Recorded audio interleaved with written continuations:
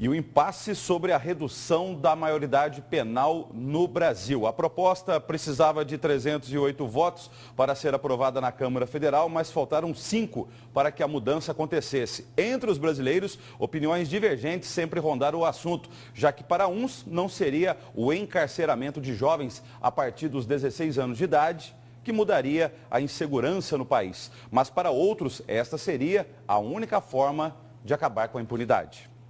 Nas ruas, muitos favoráveis à redução da maioridade penal. A favor. Eu acho que a pessoa, o rapaz com 16 anos, já sabe o que está fazendo. Se ele é responsável, se ele sabe ir lá e matar alguém, ele tem que pagar pelo que ele faz. Eu acho que se um jovem ele consegue cometer, ele consegue já votar, ele tem que se responsabilizar pelos seus atos, né? Sou a favor. Por quê? Porque é o que mais provoca homicídio hoje em dia no Brasil, os menores de idade, menores infratores. Nesse momento eu estou em dúvida. Estou em dúvida. E por que essa dúvida?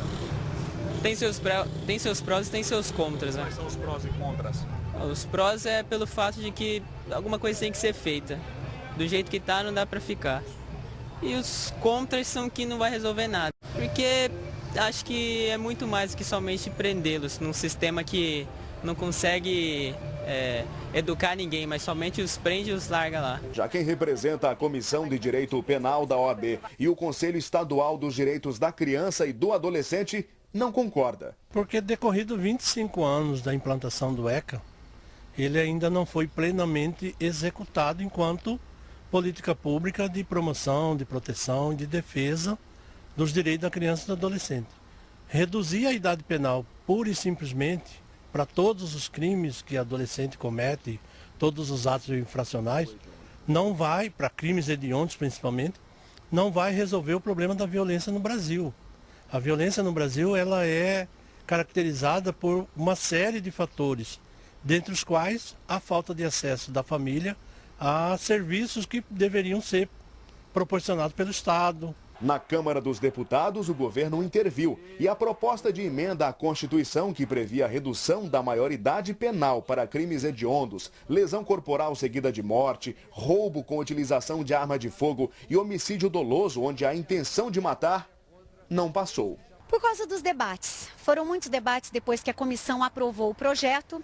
E aí, então, intensificaram por todo o país esses debates, com alguns seminários. Nós mesmos tivemos a oportunidade de participar de um seminário aqui no IFMT, debateu amplamente essa questão. E eu acredito que essa pressão, e até de órgãos internacionais também, em defesa da criança e do adolescente, contou para que esse projeto não fosse aprovado pela Câmara. Para ser aprovada, a proposta precisava de 3/5 dos deputados, 308 dos 513 votos possíveis, mas obteve 303, 184 contrários e 3 sequer votaram. Da bancada de Mato Grosso, votaram a favor da redução da maioridade penal de 18 para 16 anos os deputados Adilton Sacchetti e Fábio Garcia, do PSB, Nilson Leitão, do PSDB, Valtenir Pereira, do PROS, Vitório Gale, do PSC e Ezequiel Fonseca, do PP. Votaram contra Carlos Bezerra, do PMDB, e Ságuas Moraes, do PT. Vale lembrar que parlamentares do PT seguiram uma determinação do governo da presidente Dilma Rousseff, contrário a qualquer alteração na Constituição brasileira, quando o assunto é redução da idade penal. Deputados do PDT também reforçaram o coro pelo não à PEC. O tema continua em discussão na Câmara dos Deputados. Com a derrubada dessa PEC, volta uma outra proposta de emenda à Constituição de número 171 de 93, que reduz de 18 para 16 anos a responsabilização por todos os atos cometidos.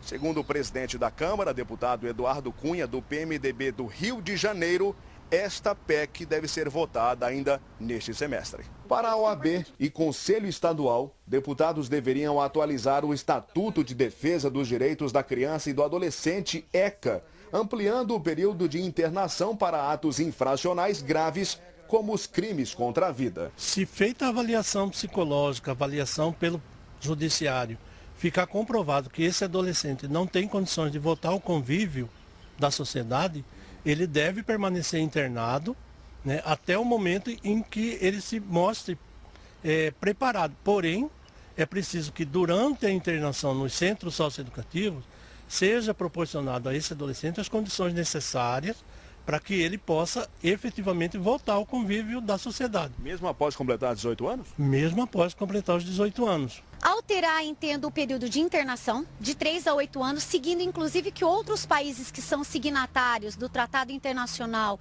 de Proteção à Criança e Adolescente, eles já fizeram, e fazer as adequações como investir nesse menor infrator. O Estado investir através de educação, na recuperação, através do trabalho. O menor infrator, dependendo da idade, ele pode ser o menor aprendiz. Realizar trabalhos internos. E aí sim, nós teremos o menor ressocializado.